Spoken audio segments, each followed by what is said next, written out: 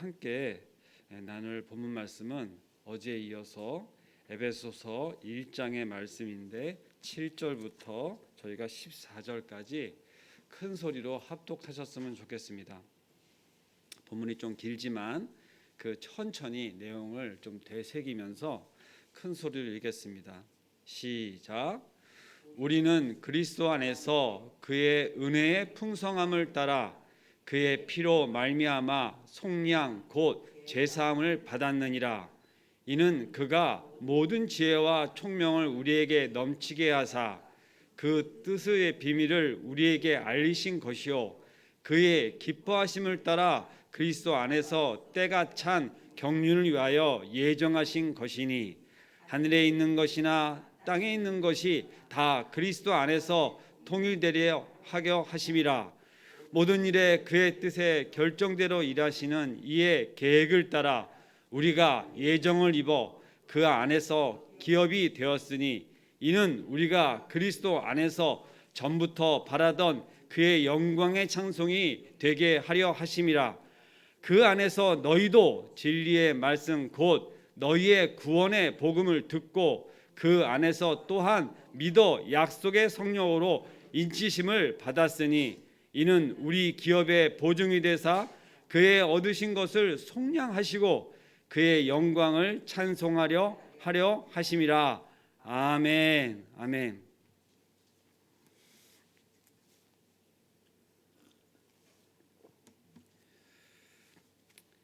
에베소서에 어저께 처음 저희가 말씀을 시작하면서 배경도 잠깐 이야기했는데 이 편지를 보낸 목적을 세 가지로 저희가 잠깐 보면 그 첫 번째는 유대인 신자와 이방인 신자의 관계를 이야기하는 것으로 저희가 목적을 이야기할 수 있고, 두 번째는 믿는 자들과 믿지 않는 자들의 생활 방식의 차이가 무엇이냐에 대해서 좀 이야기할 수 있고, 세 번째는 모든 일에 영적 전쟁이 있다. 이 에베소서의 마지막 장 6장에는 우리가 너무나 잘 알고 있는 이 영적 전쟁을 어떻게 하라고요? 우리가 전신갑주를 입어라 하는 것으로 유명한 말씀이 우리에게 있는데, 그것은 사단 괴계를 분별하여서 그렇게 우리가 영적 전신갑주를 입지 않으면 이길 수 없다 하는 내용으로 되어 있죠. 첫 번째, 유대인 신자와 이방 신자의 관계에 대해서 이야기한다고 말씀했는데, 쉽게 얘기하면 유대인과 이방인이 원래 있었지 않겠습니까? 이스라엘 민족들은 본인들을 어떻게 했어요? 선민으로 알고 유대인, 자기들 외에는 다 이방인. 이 세상은 그렇게 남자와 여자를 구분하듯이 그들은 그렇게 알았어요. 그래서 자기들은 선민이요, 나머지는 어떻게 알았어요? 진짜 불쏘시개 정도로 생각할 정도로 생각을 하였습니다. 그러나 그것이 아니다, 하나님의 뜻은 그것이 아니다 하는 것을 이 이방 선교사 바울을 통해서도 이렇게 말씀을 또 하고 계시는 것이죠.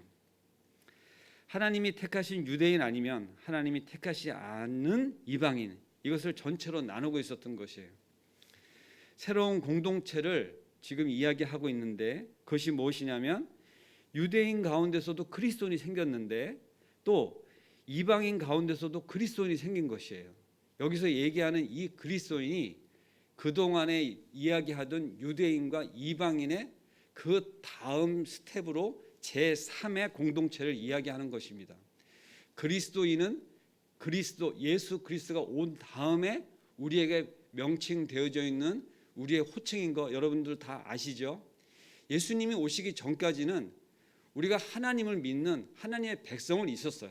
그러나 그리스도인은 없었던 것이고, 그리스도인은 안디옥 교회 교인들을 향하여 그 지역의 주민들이 그들을 향하여 불러준 이름으로 우리가 그들의 어떤 닉네임으로 된 것이 지금까지도 우리가 그리스도인이다, 예수쟁이다 하는 것으로 우리가 알고 있는 바와 같습니다. 그것을 실제 제3의 공동체적으로 지금 표현하고 있는 것입니다. 새로운 분류가 생겼어요. 이거는 완전히 다른 새로운 공동체로 그들이 모인 사람들을 뭐라 그래요? 교회다, 이렇게 얘기한 것입니다. 우리는 이것을 놓고 너무나 은혜된 말씀인 것을 깨달아 알아야 됩니다. 우리는 그리스도인인 것이에요. 우리의 정체성은 먼저는 우리가 알고 있는 남자요, 여자요, 뭐 이렇게도 얘기할 수 있지만 지금 이 성경상에 말씀하시는 것처럼 믿느냐, 믿지 않는 자냐.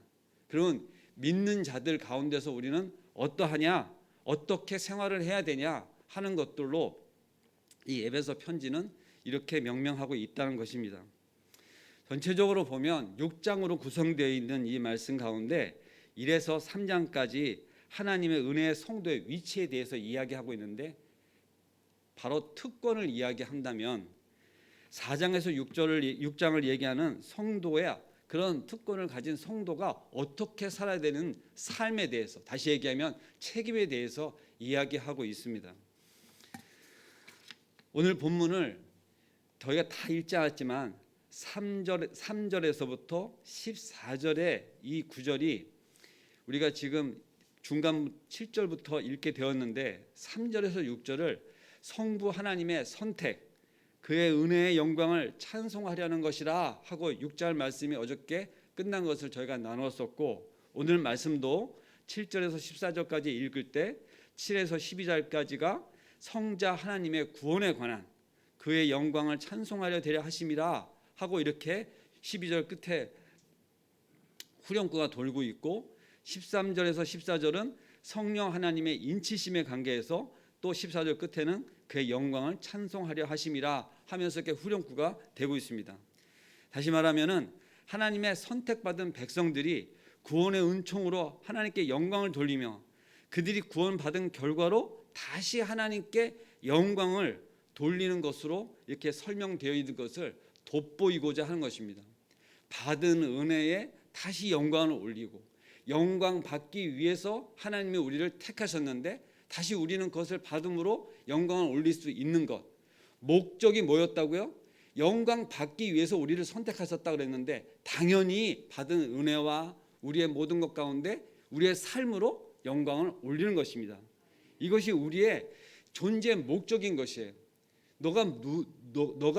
너는 누구냐라고 물었을 때 저요, 네, 예수 믿는 사람이에요 라고 얘기할 수 있어야 이 성경이 말씀하시는 우리가 그 말씀을 따라 살아가는 삶을 사는 것입니다. 입술로만 얘기하면 그리스도인이 됩니까? 성경은 분명히 말씀하시는데 그렇게 말씀하지 않아요. 내가 예수 그리스도인이다, 예수 그리스도를 믿는 사람이다, 그리스도인이다 그러면 그에 합당한 삶을 살도록 요구하고 계시다 이겁니다. 왜요? 하나님께서 영광 받으시기 위해서. 그것이 아니면 그렇게 안 살면 돼요. 그럼 어떻게 하느냐? 내가 그런 삶을 살아가는 사람이 아니라는 것으로 부정하면 됩니다. 왜냐? 여기에도 보면 믿지 않는 자가 있다고 분명히 이야기하고 있습니다.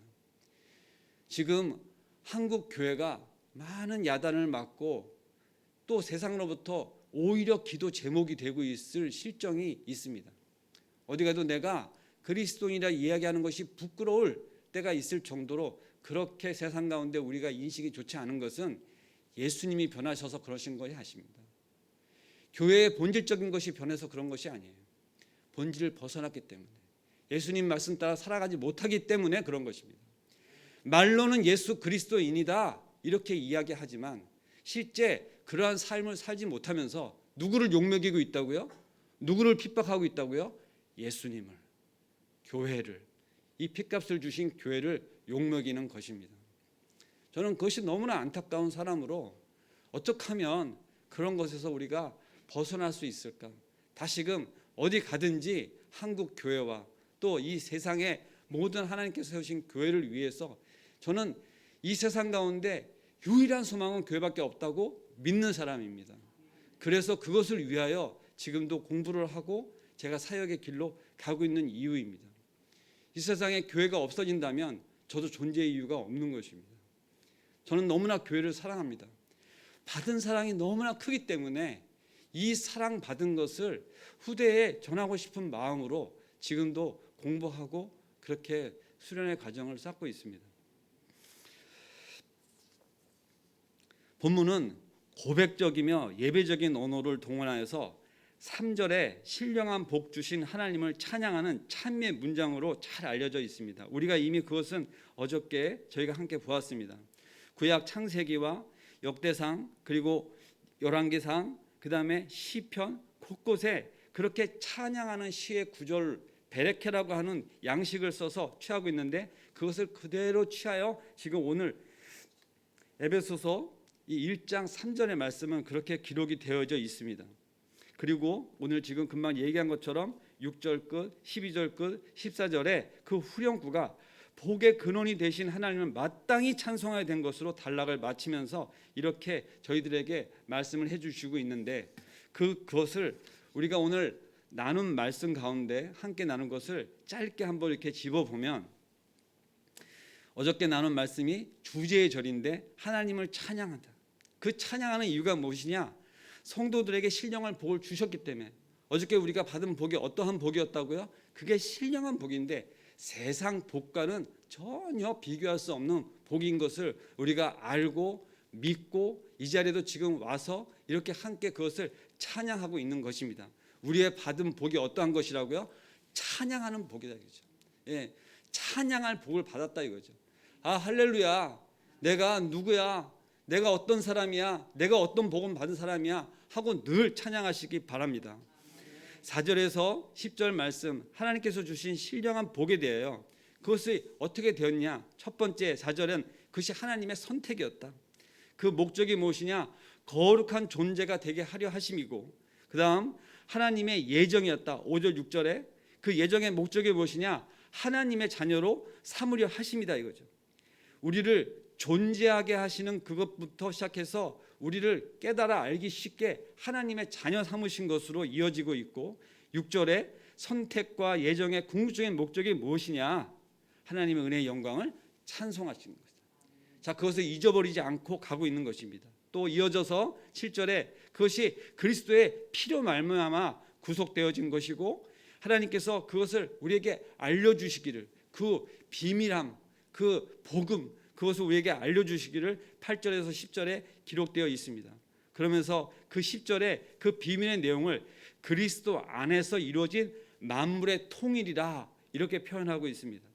그리고 11절에서 14절 유대인과 이방인 성도들에게 주신 복을, 첫 번째는 11절 12절에 유대인 성도들에게 주신 복, 하나님께서 유대인 성도들을 기업으로 먼저 삼으시고, 그 다음 하나님께서 그 뜻을 만방 열방을 향해서 다 이루시기 위해서 이방인 성도를 또 복 주시기를 원하시고 결정하셔서 그것을 믿음으로 성령으로 인치심을 받아서 또 이방인들로 하여금 하나님께 영광의 찬송을 받게 하심이라 하는 것으로 오늘 3절부터 14절의 말씀까지가 한 구절로 되어 있는 것입니다.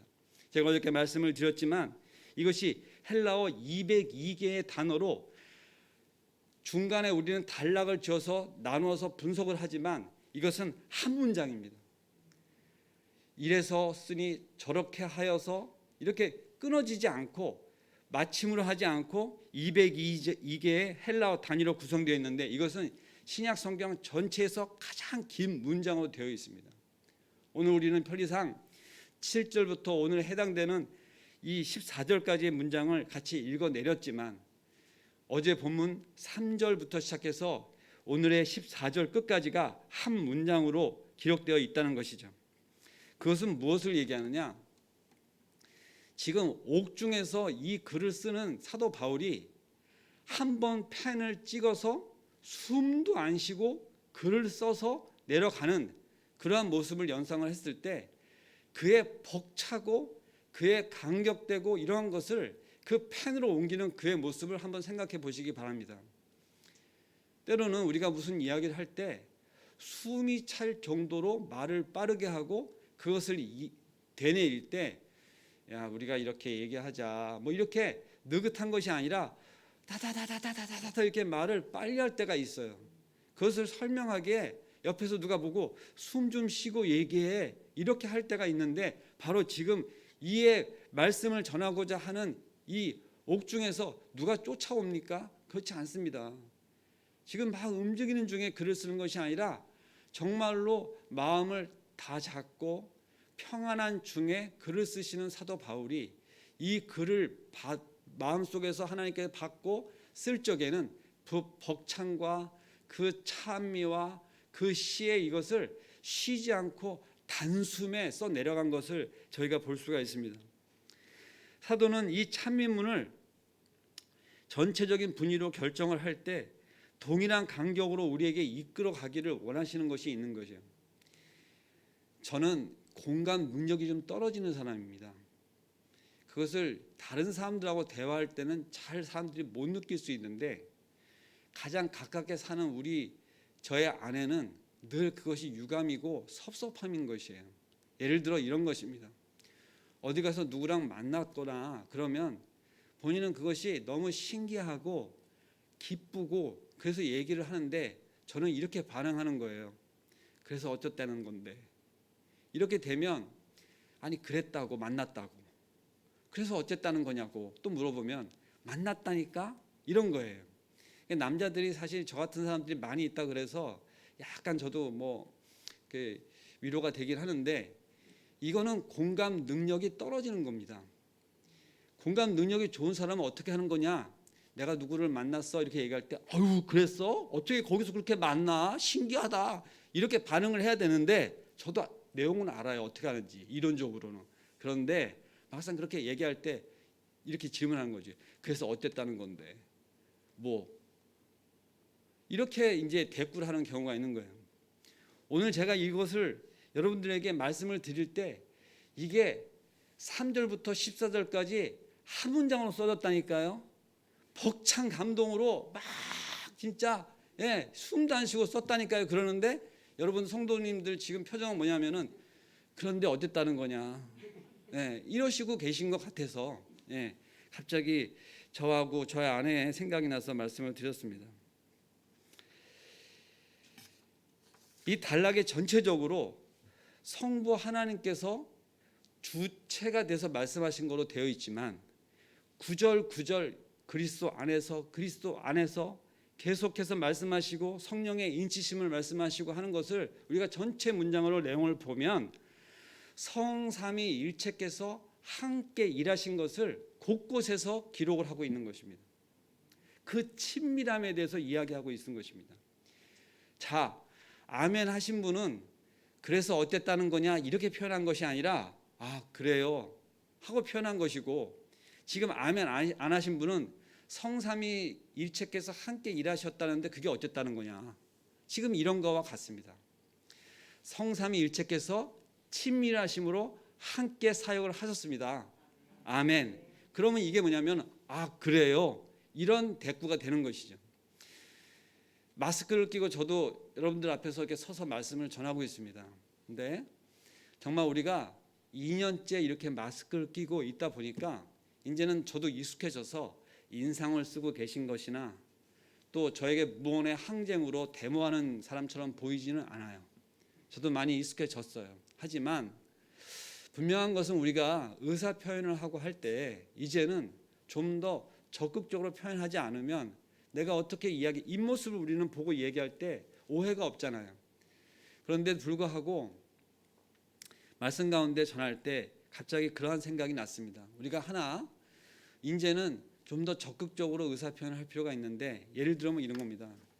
이 복도에서 이렇게 만났어요. 그러면 요즘은 악수를 하는 것도 조심스러워서 주먹을 쥐고 해요. 근데 제가 언제부턴가 주먹질을 하는 게 좀 불편한 관계로 저보다 연장이거나 어쨌든 제가 이렇게 높임으로 인사를 할 적에는 한 손을 이렇게 받치고 인사하는 습관이 생겼어요. 그러다 보니까 그분도 같이 이렇게 하는 경향이 있는데, 이것은 제가 주먹질을 하는 것이 아니라 이렇게 인사를 하는데 이렇게 그죠? 다 이제 이해하시는 거죠. 뭐 어떤 사람들은 이것도 안 하고 이렇게 하더라고요. 이렇게 팔을. 더 적극적으로 이제 우리가 이러한 것을 지키자 하는 뜻으로 그렇게 하시는 거죠. 저는 인사법을 놓고 봤을 때 옛날에 아주 어렸을 때 영화를 보면 미국 사람들, 서양 사람들이 잘 모르는 사람인데도 이게 볼에 뺨에 입을 맞춰서 인사하는 걸 보고 참 신기하다.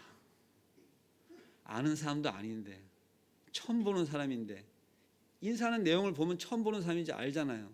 그런데도 그들에게 뺨을 맞추는 거예요. 어떻게 저럴 수가 있지? 하고 신기하게 본 적이 있어요. 어린 마음에. 지금 같으면 상상도 할 수가 없는 거죠, 그죠? 예. 그런데 저는 그런 친밀한 인사가 좋아하는 사람이 되어졌어요. 그래서 누군가하고 이렇게 손을 만지는 것을 좋아합니다. 인사할 때 이렇게 악수하는 거 좋아합니다. 근데 지금은 그런 것을 많이 금기하죠. 절제하죠. 근데 제가 왜 이 말씀을 드리느냐? 그러한 시대에 살기 때문에 우리는 좀 더 적극적으로 서로의 친밀함을 나타내고 인사를 하지 않으면 점점 더 소원해지고 점점 더 메말라지고, 이 성삼위 일체께서는 서로가 하나 된 것을 우리에게 굳이 이야기하지 않아도 그분들은 너무너무 친밀해요. 천지를 창조하실 때부터 우리라는 표현을 쓰면서 그분들은 함께 사역을 하셨고, 우리를 예정하셔서 우리를 백성 삼으시는 것도 그때부터 함께 결정하셔서 아버지와 아들과 성령님께서 함께 사역을 하셨다는 것은 성경에 다 기록되어 말씀하시고 계십니다. 왜 그렇게 구구절절히 성삼위일체는 함께 하시고 하나 되시고 그 친밀하심의 대표적인 것으로 이야기하느냐? 그것을 우리로 하여금 알게 하시기 위하신 것이고, 우리가 그렇게 서로가 하나 되어지고 교회 공동체 안에서 유기적으로 되기를 원하는, 그러한 공동체 되기를 원하시는 것이 성경의 곳곳에 있습니다. 함께 공동체를 이루는 일회교회 가운데 몇 달 동안 교회를 나오지 않는 어느 성도가 계시다면 사실 우리는 궁금해해야 되는 것이 마땅하고, 이 시대에 그래도 편리한 방법으로 문자를 한다거나 전화를 한다거나 하는 것 정도는 더 적극적으로 하지 않으면, 교회 안에서 서로 인사하는 것 정도로 우리가 알고 지내다가 그러한 것들마저 없어지면, 이 교회는 내가 오지 않아도 아무런 문제가 없는 공동체고, 내가 굳이 가지 않아도 내가 이 공동체로서 함께하는 것에 대해서 마저 불분명한, 그래서 내가 이 교회 교인인가 성도인가 공동체인가 하는 것마저도 그렇게 마음속에서 이렇게 쓸쓸한, 그럴 수가 있다, 이건 거죠. 더 적극적으로 서로에게 안부하고 서로에게 관심 가지고 하는 것이, 저는 오늘 이 말씀을 나누면서 이것이 신학적인 이론이나 우리에게 주시는 어떠한 메시지가 그냥 여기서 그랬지, 하나님께서 그렇게 사역하셨지, 할렐루야, 그거로만 끝난다면 이것이 저에게 주는 메시지에서 끝이 나는 것인데, 우리가 만약에 이 말씀을 받고 내가 그렇게 친밀한 가운데 교회 공동체 가운데 서로에게 안부를 묻고 하지는 못했지만, 그래도 오늘 이 말씀 가운데 내가 도전을 받고 전화라도 한번 해보자 라고 생각하신다면, 저는 이 말씀이 우리 가운데 역사하신다고 믿습니다. 하나 질문하겠습니다. 속하신 교회 가운데 누구 이름을 하나 들어서 그분은 참 교회 일 열심히 해 하는 분이 떠오르시거나, 내가 우리 교회에서 일 열심히 하는 사람은 좀 알지 라고 생각되는 분들은 그냥 속으로 손 한번 들으시기 바라요. 그런데 역으로 내가 우리 교회에서 누가 열심히 하는지 잘 모른다, 내가 어떻게 알아 난다면, 그것은 모른다고 생각하는 그 분이 알고자 하지 않아서 그렇습니다. 어느 교회든지 그 교회에서 굳은 일 먼저 손들고 남들이 모르는 곳에서 일하시고 섬기시는 분이 분명히 있습니다. 이렇게 드러난 자리에서 말씀을 전하고 나타난 자리에서 행색을 하고 직함을 받아서 장로나 권사나 또 무슨 회장이다 이러한 분들 말고, 분명히 그 가운데 속한 공동체 가운데 그렇게 섬기시는 분들이 있어요. 그래서 그런 분들을 때가 되면 우리가 더 귀하신 자리에서 더 큰 일로 섬기시도록 장로나 권사나 이렇게 피택을 하여 교회 일을 더 맡기기도 합니다. 근데 그럴 때 난 누군지 모르겠어 하는 사람은 어떻게 해야 된다고요? 알고자 노력하고 그것에 관계해서 본인이 참여하도록 하셔야 되는 것이 마땅합니다. 교회 일은 하는 사람들만 한다고 하는 것이 거의 정통적으로 새겨져 있는 말이에요. 근데 그것은 무엇을 뜻하느냐? 안 하는 사람들은 여전히 안 하고 관계하지 않은 사람들은 여전히 관계하지 않음으로써 스스로 사실은 관계치 않는 것이고 이런 친밀함에 다가가지 않는 것입니다. 제가 여러분들에게 교회를 열심히 하라 이러한 얘기를 하려고 하는 것이 아니에요. 우리가 무엇 때문에 그 교회 공동체 가운데 구성원이 됩니까?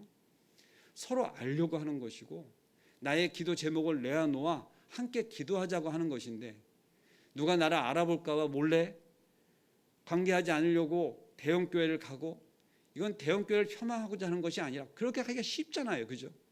근데 이 조그만 교회 가운데서는 서로가 관계하고 소통하는 것이 너무나 귀하고 좋은 것인데 자그마한 교회는 그런 것 때문에 불편해서 안 온다고 하기도 해요. 하나님 안에서 귀한 것을 귀한 것으로 보지 못하면 그렇게 사람들은 역으로 움직입니다. 근데 저는 그것을 하나님이 알게 하셨어요. 저는 정말 대형 교회를 많이 다녔습니다. 저의 전정 교회는 지금 가장 큰 교회에 속해서 예배를 드린 적이 있었고 그러한 것이 저는 편리한 적이 있었어요. 근데 어느 날 그것이 아니구나. 교회는 그냥 예배를 극장 가서 말씀 듣고 관람하듯이 그러는 것이 아닌 것을 하나님이 알게 하셔서 그 다음부터 조그만 교회를 개척하고 그리고 적은 교회 섬기는 것이 얼마나 귀한 것인가. 그리고 지금도 이 한국에 수많은 교회가 있는데 많은 그리스도인들이 또 많은 교회가 많은 목사들이 세상으로부터 지탄을 받기도 하고 욕을 먹는 것은 그 어떠한 사람들 일부 사람들에 해당이 되는 것이지 그 수많은 교회와 그것을 지키고 있는 많은 그리스도인들은 귀하게 지금도 하나님께서 기쁘게 사용하고 계신 것을 저는 믿습니다. 자긍심을 가지시기 바랍니다. 그리고 내가 그렇게 할 때에 하나님께서 분명히 우리에게 복 주시고 복 주시기를 원하시고 그런데 그 복 주시기를 원하시는 것을 오늘 본문 말씀 가운데서도 기쁨 가운데 주시기를 원하신다 이렇게 말씀하고 계신 거예요. 우리가 스스로 어디 가서 여기다 이름표를 달고 그러지는 않습니다. 내가 그리스도인이냐 그러지는 않습니다. 그러나 마음 안에서 하나님이 나를 기뻐하시는 그러한 성도요, 하나님이 기뻐하시는 그런 신실한 자요, 하나님이 정말 기뻐하시는 하나님이 사랑하시는 자로 나를 여기심을 자긍심을 가지시고 오늘도 하루를 살아가실 때 어디를 가시든지 어느 곳에 계시든지 어떤 때든지 그것을 삶으로 살아내시면서 하나님 안에서 기쁨을 함께 누리시는 우리 성도님들 다 되시기를 바랍니다. 기도하겠습니다. 사랑과 은혜가 충만하신 하나님 아버지 감사를 드립니다. 우리를 기쁨으로 여기시고 우리에게 복 주시기를 원하시는 하나님 아버지, 그래서 우리로 하여금 하나님께 영광 돌리는 삶을 살기를 원하시는 하나님 아버지 감사를 드립니다. 이미 영광 받으시에 합당하시고 이미 영광 가운데 계시는데 이렇게 보잘것없고 이렇게 부족한 자를 통하여서도 영광 받기를 바라셔서 오늘도 우리에게 말씀을 주시고 우리를 도전케 하시고 우리에게 이 생명의 말씀으로 살아가도록 오늘 우리를 이렇게 세워서 세상 가운데 보내주시니 감사를 드립니다. 우리가 사명 가운데 이것을 받아 하나님께서 기쁘신 마음으로 주셨듯이 우리도 기쁨으로 섬길 수 있도록 역사하여 주시옵소서. 감사할 때 예수님의 이름으로 기도드리옵나이다. 아멘.